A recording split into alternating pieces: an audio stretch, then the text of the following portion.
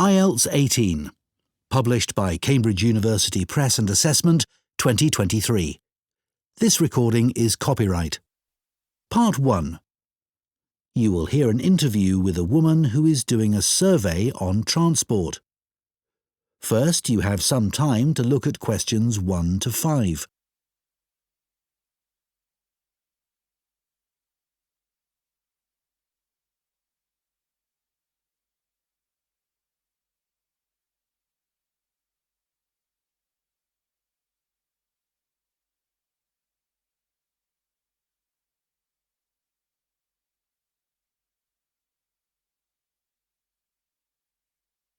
Now listen carefully and answer questions 1 to 5. Excuse me, would you mind if I asked you some questions? We're doing a survey on transport. Yes, that's okay. First of all, can I take your name? Yes, it's Sadie Jones. Thanks very much. And could I have your date of birth? Just the year will do, actually. Is that all right? Yes, that's fine. It's 1991. So, next, your postcode, please. It's DW30 7YZ. Great, thanks. Is that in Wells? No, it's actually in Harborne. Wells isn't far from there, though. I really like that area. My grandmother lived there when I was a kid. Yes, it is nice. Right, so now I want to ask you some questions about how you travelled here today. Did you use public transport? Yes, I came by bus. OK, and that was today. It's the 24th of April, isn't it? Isn't it the 25th? No, actually, you're right. And what was the reason for your trip today? I can see you've got some shopping with you. Yes, I did some shopping, but the main reason I came here was to go to the dentist. That's not much fun. Hope it was nothing serious. No, it was just a checkup. It's fine. Good. Do you normally travel by bus into the city centre? Yes, I stopped driving in ages ago because parking was so difficult to find.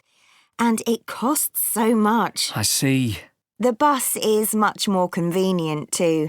It only takes about 30 minutes. That's good. So where did you start your journey?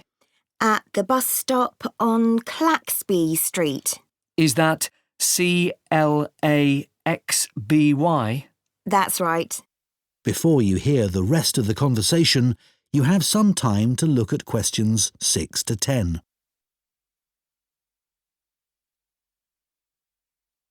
Now listen and answer questions 6 to 10. And how satisfied with the service are you? Do you have any complaints? Well, as I said, it's very convenient and quick when it's on time. But this morning it was late.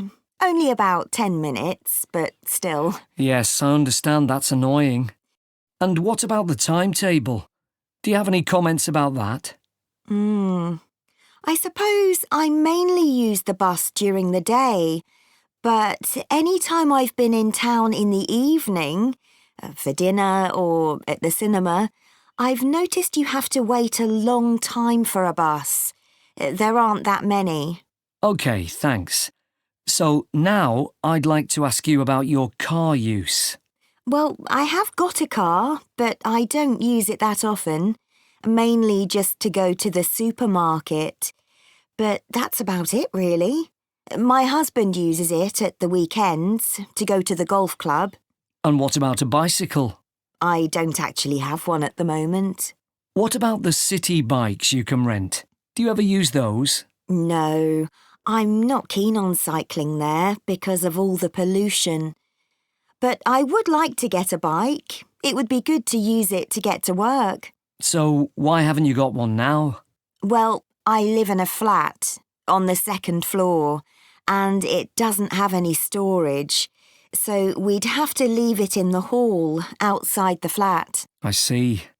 OK, well, I think that's all we need from you today, Sadie. That is the end of Part 1. You now have 1 minute to check your answers to Part 1.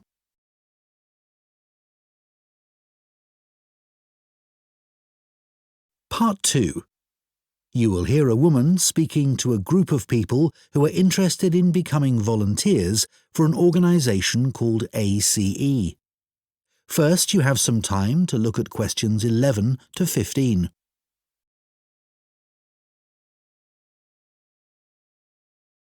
Now listen carefully and answer questions 11 to 15.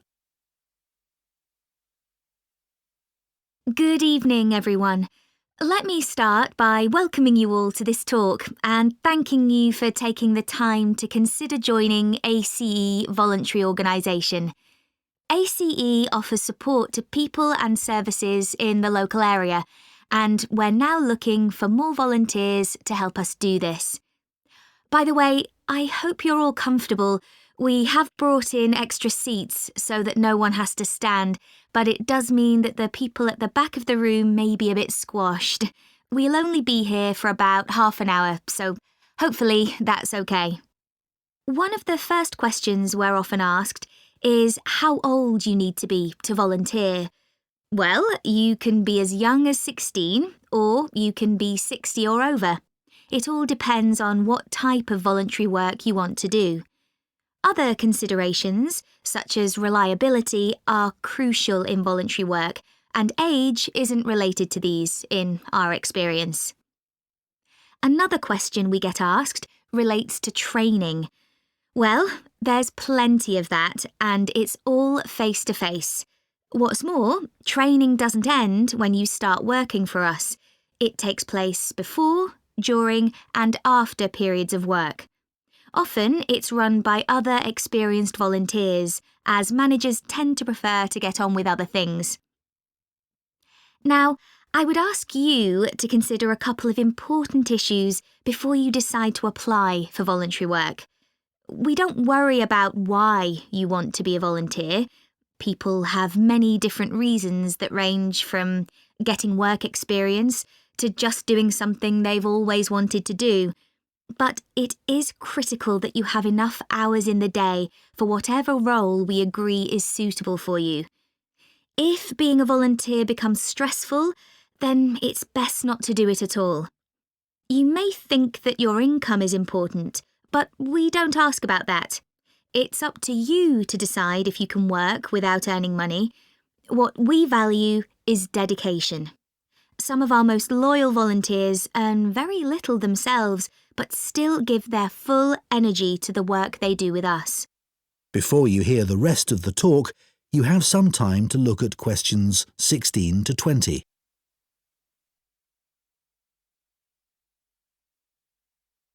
Now listen and answer questions 16 to 20. OK, so let's take a look at some of the work areas that we need volunteers for and the sort of things that would help you in those. You may wish simply to help us raise money. If you have the creativity to come up with an imaginative or novel way of fundraising, we'd be delighted, as standing in the local streets or shops with a collection box can be rather boring. One outdoor activity that we need volunteers for is litter collection, and for this, it's useful if you can walk for long periods, sometimes uphill.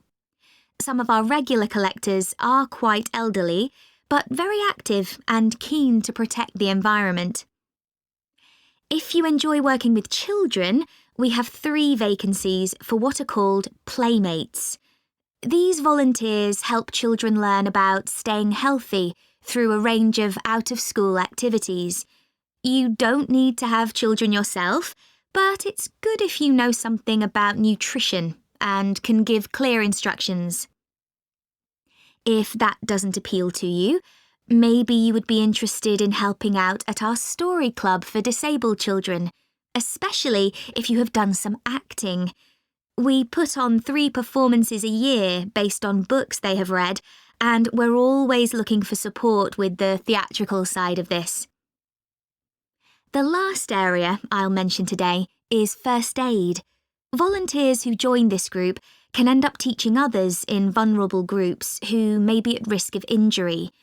Initially, though, your priority will be to take in a lot of information and not forget any important steps or details. Right, so does anyone have any questions for me about it?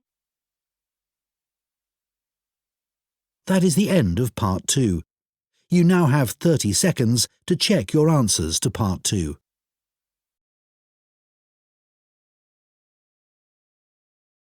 Part 3.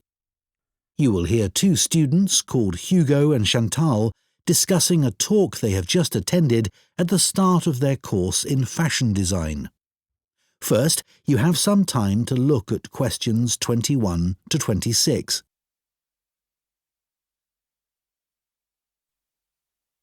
Now listen carefully and answer questions 21 to 26. Hi, Chantal. What did you think of the talk then? Hi, Hugo. I thought it was good once I'd moved seats. Oh, were the people beside you chatting or something? It wasn't that. I went early so that I'd get a seat and not have to stand. But then this guy sat right in front of me and he was so tall. It's hard to see through people's heads, isn't it? Impossible. Anyway, to answer your question, I thought it was really interesting, especially what the speaker said about the job market. Me too. I mean, we know we're going into a really competitive field, so it's obvious that we may struggle to get work. That's right. And we know we can't all have that dream job. Yeah, but it looks like there's a whole range of areas of work that we hadn't even thought of, like fashion journalism, for instance. Yeah, I wasn't expecting so many career options. Overall, she had quite a strong message, didn't she? She did. She kept saying things like, I know you all think this, but... And then she'd tell us how it really is. Perhaps she thinks students are a bit narrow-minded about the industry. It was a bit harsh, though. We know it's a tough industry. Yeah, and we're only first years after all. We've got a lot to learn. Exactly. Do you think our secondary school education should have been more career-focused? Well, we had numerous talks on careers, which was good, but none of them were very inspiring. They could have asked more people like today's speaker to talk to us. I agree. We were told about lots of different careers, just when we needed to be, but not by the experts who really know stuff. So, did today's talk influence your thoughts on what career you'd like to take up in the future?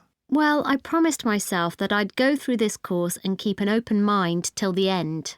But I think it's better to pick an area of the industry now and then aim to get better and better at it. Well, I think we'll just have to differ on that issue. One thing's for certain, though. From what she said, we'll be unpaid assistants in the industry for quite a long time. I'm prepared for that.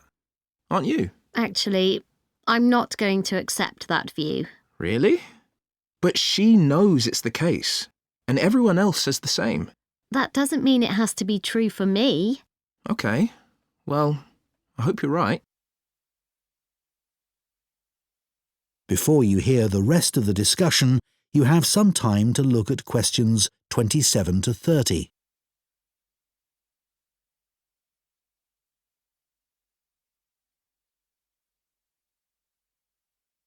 I thought the speaker's account of her first job was fascinating.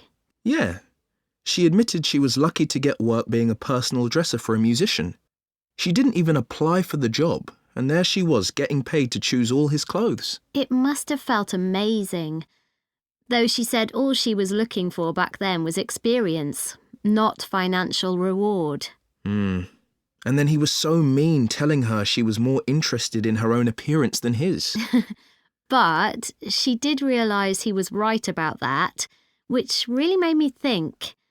I'm always considering my own clothes, but now I can see you should be focusing on your client. She obviously regretted losing the job. Well, as she said, she should have hidden her negative feelings about him, but she didn't. It was really brave the way she picked herself up and took that job in retail. Fancy working in a shop after that? Yeah, well, she recommended we all do it at some point. I guess, as a designer, you'd get to find out some useful information, like how big or small the average shopper is. I think that's an issue for manufacturers, not designers. However, it would be useful to know if there's a gap in the market, you know? An item that no one's stocking, but that consumers are looking for. Yeah, people don't give up searching. They also take things back to the store if they aren't right. Yeah. Imagine you worked in an expensive shop and you found out the garments sold there were being returned because they fell apart in the wash. Yeah, it would be good to know that kind of thing. Yeah. That is the end of Part 3. You now have 30 seconds to check your answers to Part 3.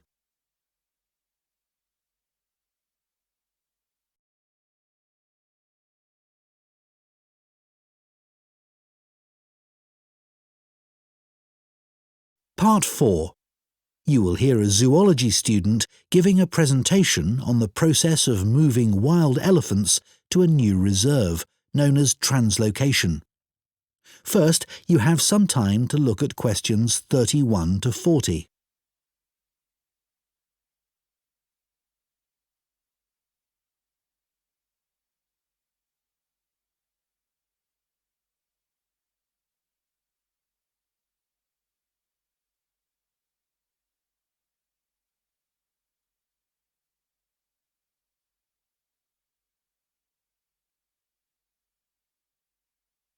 Now listen carefully and answer questions 31 to 40. For my presentation today, I want to tell you about how groups of elephants have been moved and settled in new reserves. This is known as translocation and has been carried out in Malawi in Africa in recent years. The reason this is being done is because of overpopulation of elephants in some areas. Overpopulation is a good problem to have, and not one we tend to hear about very often. In Malawi's Mageti National Park, the elephant population had been wiped out by poachers, who killed the elephants for their ivory. But in 2003, the park was restocked, and effective law enforcement was introduced. Since then, not a single elephant has been poached. In this safe environment, the elephant population boomed. Breeding went so well that there were more elephants than the park could support. This led to a number of problems. Firstly, there was more competition for food, which meant that some elephants were suffering from hunger. As there was a limit to the amount of food in the national park, some elephants began looking further afield. Elephants were routinely knocking down fences around the park, which then had to be repaired at a significant cost. To solve this problem, the decision was made to move dozens of elephants from Mageti National Park to Nkotakota Wildlife Park, where there were no elephants. But, obviously, attempting to move significant numbers of elephants to a new home 300 kilometres away is quite a challenge.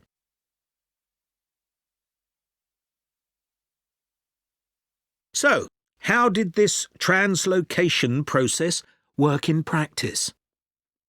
Elephants were moved in groups of between 8 and 20, all belonging to one family. Because relationships are very important to elephants, they all had to be moved at the same time. A team of vets and park rangers flew over the park in helicopters and targeted a group, which were rounded up and directed to a designated open plain. The vets then used darts to immobilise the elephants. This was a tricky manoeuvre, as they not only had to select the right dose of tranquiliser for different-sized elephants, but they had to dart the elephants as they were running around. This also had to be done as quickly as possible, so as to minimise the stress caused. As soon as the elephants began to flop onto the ground, the team moved in to take care of them. To avoid the risk of suffocation, the team had to make sure none of the elephants were lying on their chests, because their lungs could be crushed in this position. So, all the elephants had to be placed on their sides. One person stayed with each elephant while they waited for the vets to do checks. It was very important to keep an eye on their breathing. If there were fewer than 6 breaths per minute, the elephant would need urgent medical attention. Collars were fitted to the matriarch in each group so their movements could be tracked in their new home. Measurements were taken of each elephant's tusks. Elephants with large tusks would be at greater risk from poachers, and also of their feet. The elephants were then taken to a recovery area before being loaded onto trucks and transported to their new home. The elephants translocated to Nkota settled in very well, and the project has generally been accepted to have been a huge success, and not just for the elephants. Employment prospects have improved enormously, contributing to rising living standards for the whole community. Poaching is no longer an issue, as former poachers are able to find more reliable sources of income. In fact, many of them volunteered to give up their weapons, as they were no longer of any use to them. More than 24 elephants have been born at Nkota since relocation. With an area of more than 1,800 square kilometres, there's plenty of space for the elephant population to continue to grow. Their presence is also helping to rebalance Nkota's damaged ecosystem and providing a sustainable conservation model which could be replicated in other parks. All this has been a big draw for tourism, which contributes 5 times more than the illegal wildlife trade to GDP, and this is mainly because of the elephants. There's also been a dramatic rise in interest from... That is the end of Part 4. You now have 1 minute to check your answers to Part 4.